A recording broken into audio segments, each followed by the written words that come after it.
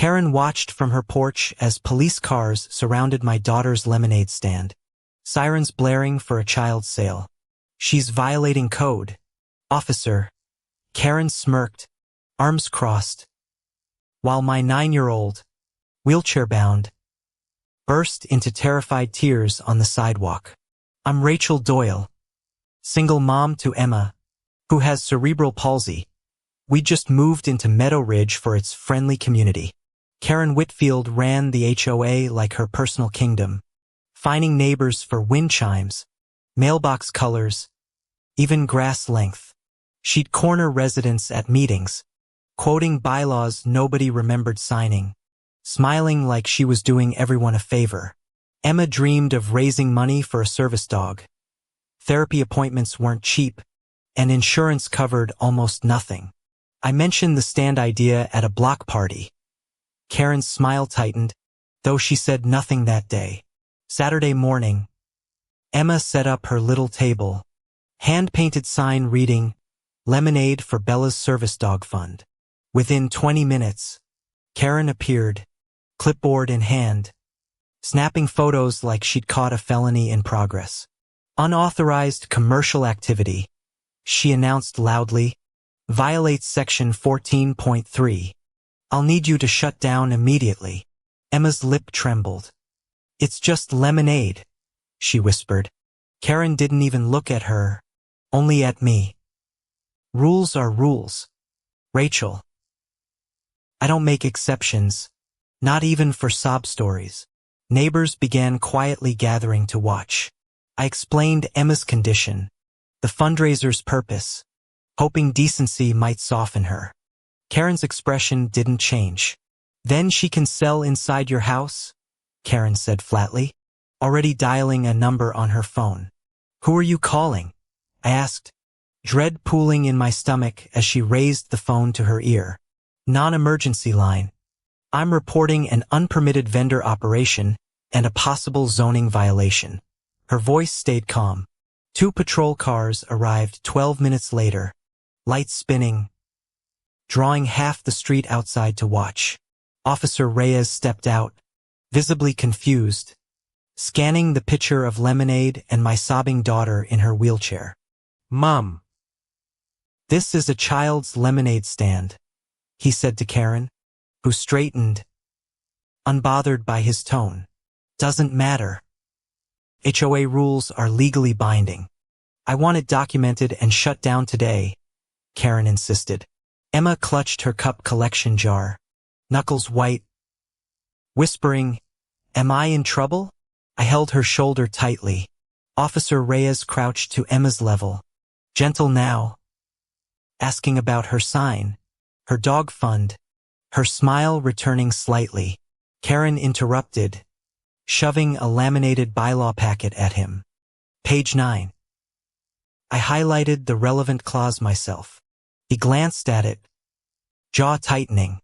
"There's no city ordinance against a kid's stand, regardless of HOA paperwork." "Then I'll take it to the board," Karen snapped, storming off, heels clicking against pavement like gunfire. Neighbors murmured, some filming on phones, others shaking their heads at Karen's retreating, rigid silhouette. A woman named Priya approached, whispering, "She did this to my son's bake sale last spring too."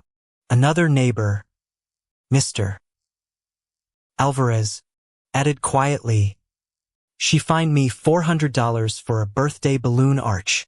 I realized Karen wasn't protecting rules. She was protecting her own fragile authority over everyone around her. The officers left without a citation, and Emma resumed selling, though her earlier joy felt noticeably dimmer now.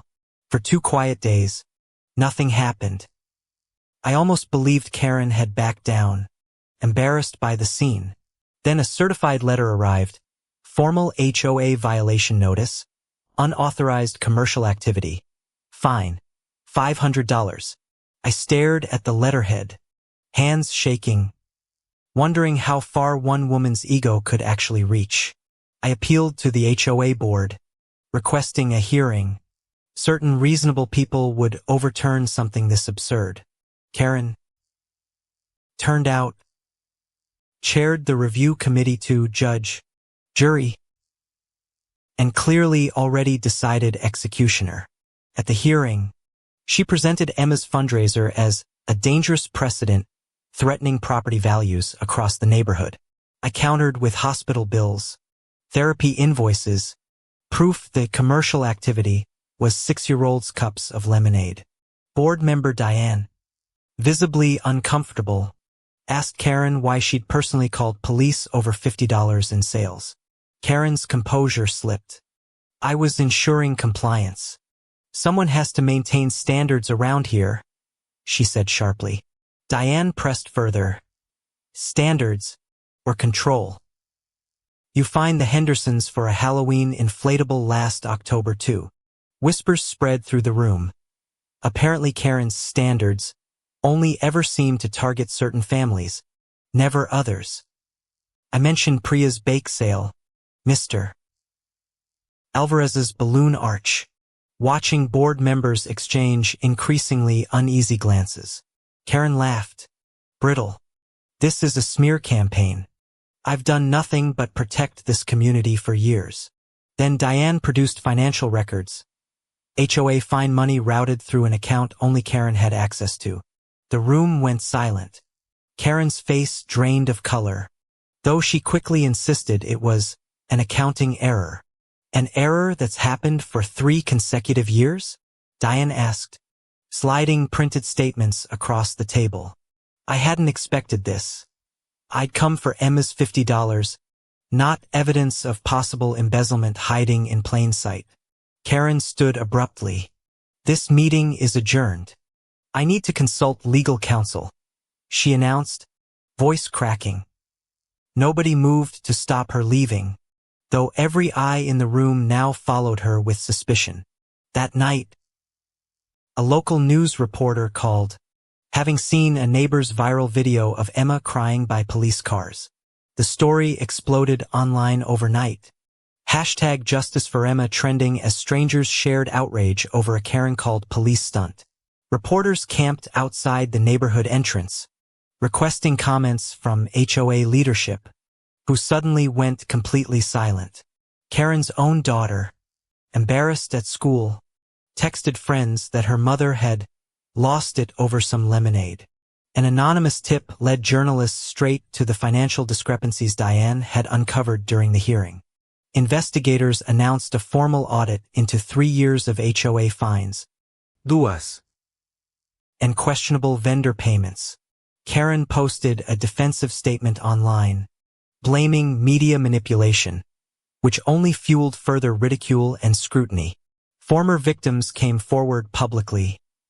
Priya, Mr. Alvarez, others, each sharing their own Karen-shaped horror story. I received a call. The HOA board scheduled an emergency vote on Karen's removal, effective immediately if passed. The emergency meeting overflowed with residents, more than Meadow Ridge had ever seen attend anything before. Karen arrived late, sunglasses on, trying to project calm authority despite trembling hands and clenched jaw. The auditor's preliminary report was read aloud. Over $11,000 in unexplained administrative fee withdrawals. Gasps rippled through the crowd. Karen insisted it covered legitimate expenses, refusing to specify which ones. Diane asked directly, "Did you use HOA funds to renovate your own backyard patio last summer?" Karen's silence answered louder than words. She finally muttered, "I intended to pay it back eventually." A unanimous vote followed. Karen was removed from the board, effective that very moment, permanently barred. Someone in back shouted, "What about Emma's fine?" The new interim board voided it instantly, publicly, apologetically. They also announced a neighborhood fundraiser matching Emma's lemonade profits, doubling everything she'd already earned that day. Officer Reyes, present as a resident himself, offered to personally deliver Emma's donation to the service dog organization. Karen tried leaving quietly through the side door, but reporters outside caught every furious Humiliated step. The embezzlement case moved to local police. This time Karen herself facing questioning under harsh fluorescent lights. Neighbors who'd stayed silent for years finally filed formal complaints, emboldened by seeing consequences actually happen. Karen's house, once immaculate and rule-abiding, sprouted a for sale sign within 3/10. Gossip-filled weeks. She left Meadow Ridge without a goodbye, without an apology, without the authority she'd clung to desperately. Emma's fundraiser eventually paid for Bella, a golden retriever trained to help with balance and daily tasks.